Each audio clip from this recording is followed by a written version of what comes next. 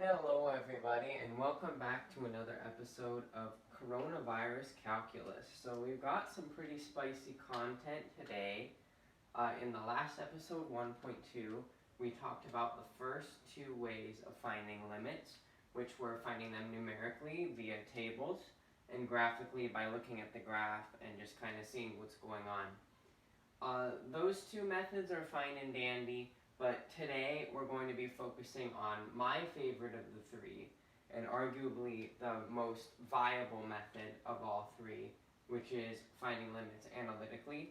These two are fine, but I don't really find myself using the numerical limits all that much. I just hate writing the tables, and the graphs definitely do have a lot of applications as well, but I prefer analytical methods for finding limits. So let's talk about how we can find limits analytically. Let's use a polynomial as an example. Let's say we have the function f of x is equal to x squared plus 3.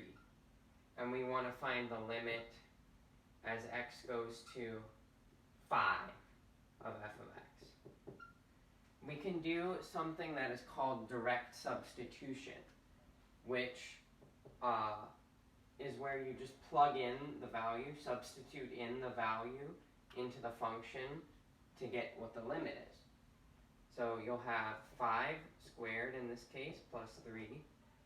So our limit would be equal to 25 plus 3, 28. So direct substitution does work for a lot of limits, but there are some cases where directly substituting in would not work. For example, remember that graph that we did last time that had the two holes right here? If you were going to try and find the limit as x went to 0 of that function, and you tried to directly substitute in, if we had that equation, there are two holes there, there wouldn't be anything to substitute into. Let's give another quick example of that. If you were asked to find the limit of x cubed minus 1 over x minus 1 as x went to 1, you could say, oh, we can just directly substitute into that, right? We could say 1 cubed minus 1 over 1 minus 1, right? So 0 over 0. This is a big problem in calculus. You cannot plug in directly and get 0 over 0 with direct substitution and expect that to be the correct answer. You have to manipulate this function around until you can get something that is not 0 over 0. This is not an acceptable answer. This is the wrong answer to this problem. Anything over 0 is an issue, but especially 0 over 0, that causes a lot of problems. So whenever you see something like this, think algebra. Algebra is something that we have to use to solve this. So you may be thinking, what kind of algebraic manipulation could we use to figure out this limit? Well, I'll tell you. This thing right here is factorable. We could factor the numerator and the denominator and see what happens. So if we were going to factor this, how would you do it? I'm sure most people don't know how to factor this off the top of their heads.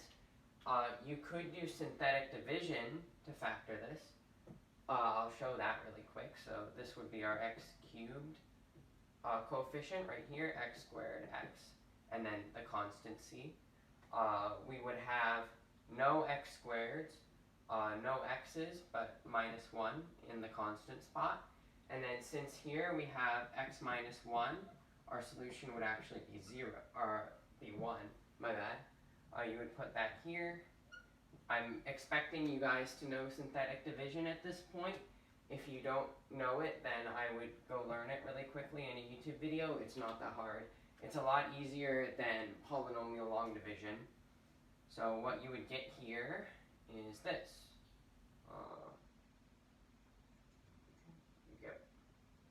Did I really just do that? 0. So you would get right here, the numerator would be x minus 1, x squared plus x plus 1 over x minus 1. And this would still be our limit as x goes to 1 of this entire thing.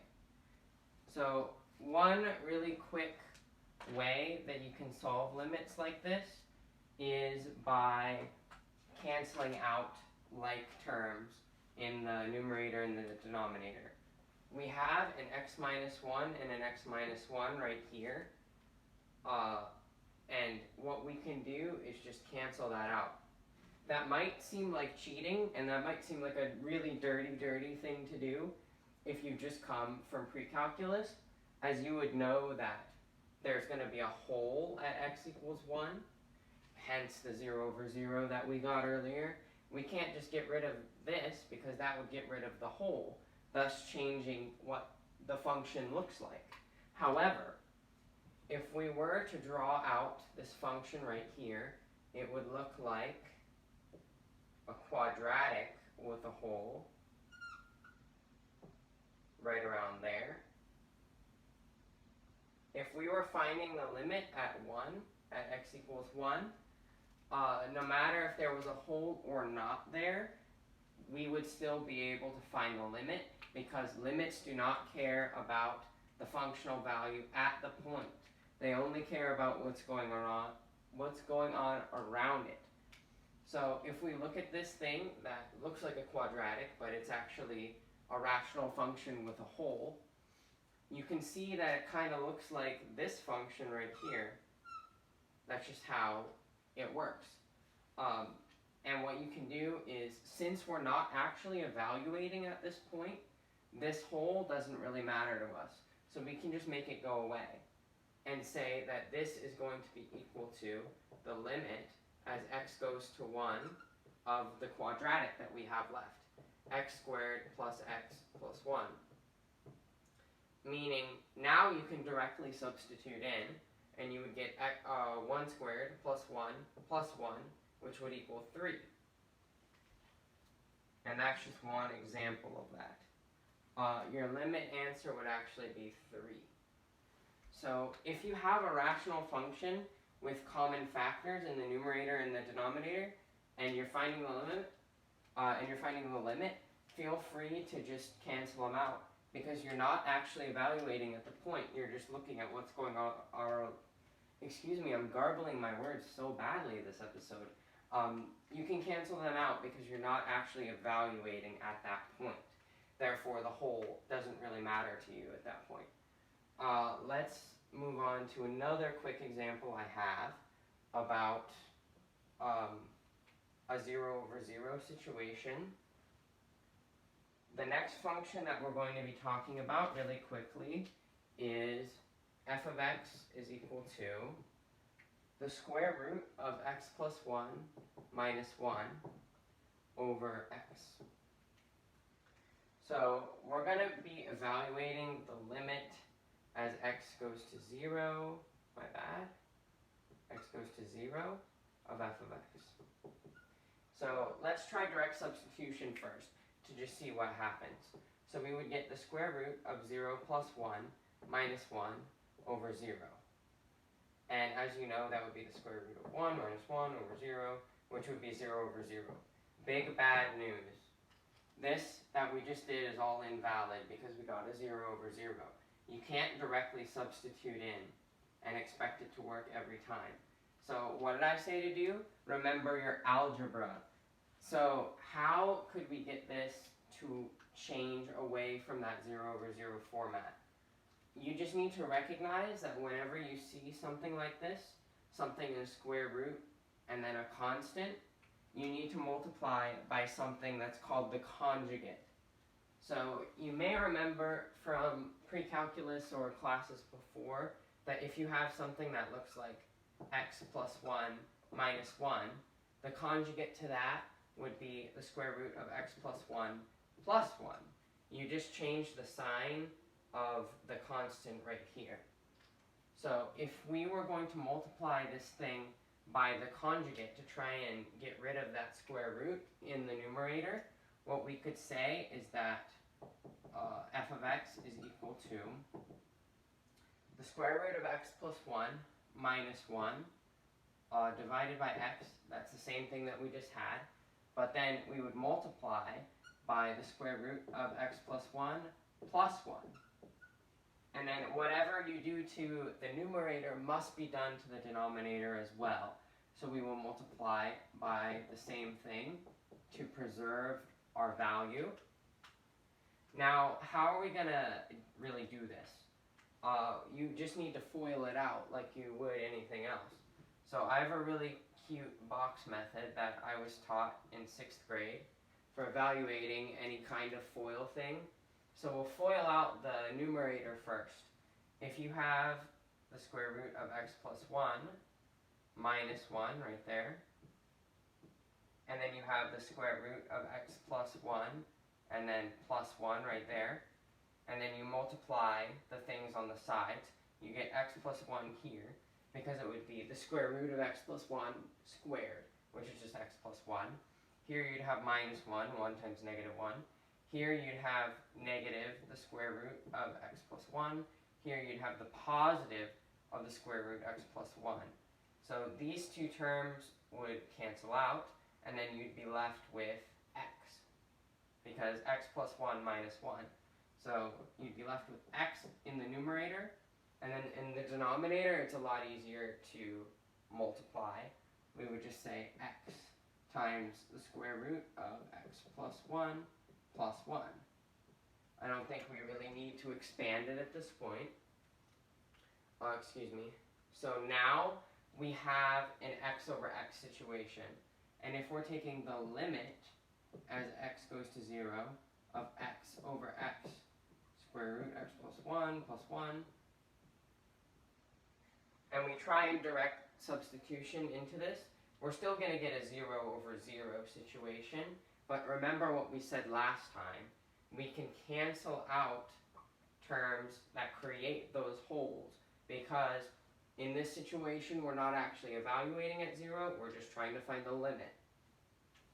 I apologize for not writing the limit notation here as well, but that just skipped over my mind in that point. But this would simplify down to the limit as x goes to 0 of 1 over the square root of x plus 1 plus 1.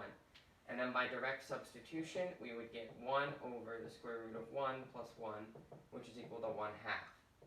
And that would be our answer for that section. This right here, multiplying by the conjugate, is known as the rationalizing technique. And you can rationalize all kinds of things that look like this, just to make sure that you don't get that 0 over 0. And that will usually work whenever you have something in a square root minus a constant over x, normally. If all else fails, turn to your algebra and just use your instincts to try and find something that'll work.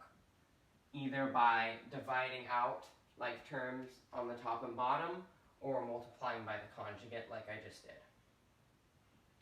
So there is one very important theorem in this section that does come up on the AP exam. It came up on my AP exam at least. It is called the Squeeze Theorem. And you may think that sounds weird, but it is a very important thing to know, despite the silly name. It's exactly what it sounds like, really. It's stating that if you have the graph of two functions, let's see here. Do I have a black pen around? Yes, I do. You have, let's say, a function here. Let's call that, what does the book call it?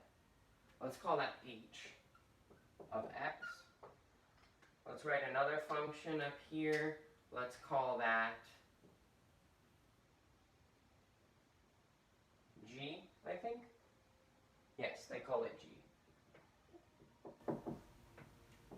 And then a function right in the middle that we call f. It doesn't really matter what it looks like, as long as it's between the other two and it's squeezed off at this point right here.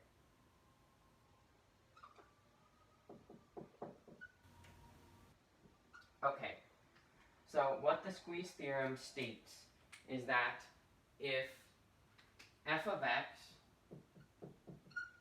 is less than or equal to g of x, which we've shown right here, and it's greater than or equal to h of x, so it's between these two, but it can equal one or the other at any point, and that's okay as well. It basically states that if you have a point x equals c right here, excuse my fumbling with my pens, but if you have a point x equals c here, where it's squeezed off like this, all the values are equal here. Let's see here. Okay.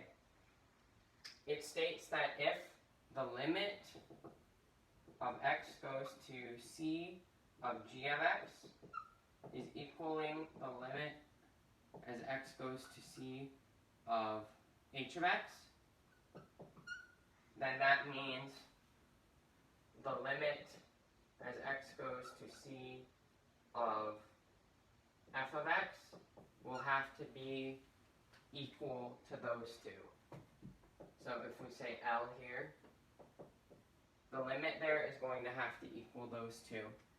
And this is true whenever h is less than or equal to f, which is less than or equal to g, with an exception at x equals c. Because if our functional value of f was actually up here, that wouldn't change the limits around at all. So this value at x equals c specifically can be anywhere for f of x, and the squeeze theorem will still apply because the limits are still going to approach the same value between g and h, but the functional value itself doesn't matter, as we've described before. Let's see here. Okay. That's basically it. There's another few limits that you should probably memorize. There are some special limits here that will help you on your exams, and you need to know, you're expected to know them. The first one of which is the limit as x goes to 0 of sine x over x is going to be equal to 1. That's a really important one that you should know. Just in general, the derivation of it is not super important, but you should keep this one in mind, as well as number 2, which states that the limit as x goes to 0 of, making sure I have it right, 1 minus cosine x over x is equal to 0. Those two are very important ones that you should just memorize and know.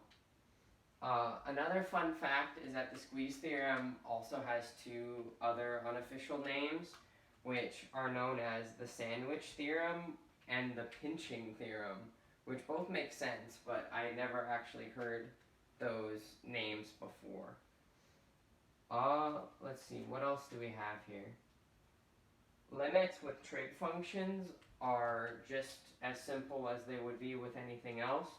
For example, if you are taking the limit right here of x goes to 1 of sine of x, it's just like anything else. Your answer is just going to be sine of 1 with direct substitution for this one specifically. But there are some cases where you need to apply these special limits for you to be able to proceed with the problem. One example of that that's in the book on page 66 is the limit, my bad here, why is this pen suddenly failing? L. The limit as x goes to 0 of tangent x over x. So in this case, we need to use our special limits once again. So if you have tangent x over x, you could rewrite this as the limit as x goes to 0 of sine x over cosine x times 1 over x. Because right here, this is just tangent. The next thing that I would do is realize that you have this sine x over x in the function right here hidden. And that is one of your special limits that you should memorize. And because of that, it makes this problem quite a lot easier. So what you're going to want to do next is set it up that way. Limit as x goes to 0 of sine x over x times 1 over cosine x. We know that this is just 1, so what we're going to do is just that. Make it 1 times the limit as x goes to 0 of 1 over cosine x. If you have two things that are being multiplied together, you can always separate it into two distinct limits and it'll work. For example, if you have the limit as x goes to 0 of sine x over x times 1 over cosine x, you could rewrite that as the limit of x goes to 0 of sine x over x. And that's completely fair game. You can do that at any point by just splitting up and multiplying them. The same thing can be said for addition and subtraction. If you have like the limit as x goes to 1 of x plus c, you could write that as the limit as x goes to 1 of x plus the limit as x goes to 1 of c. You can split up limits however you want, and it's pretty lenient with how those things work. You could even put the plus or minus there and it would still work. If you subtract, that's fair game.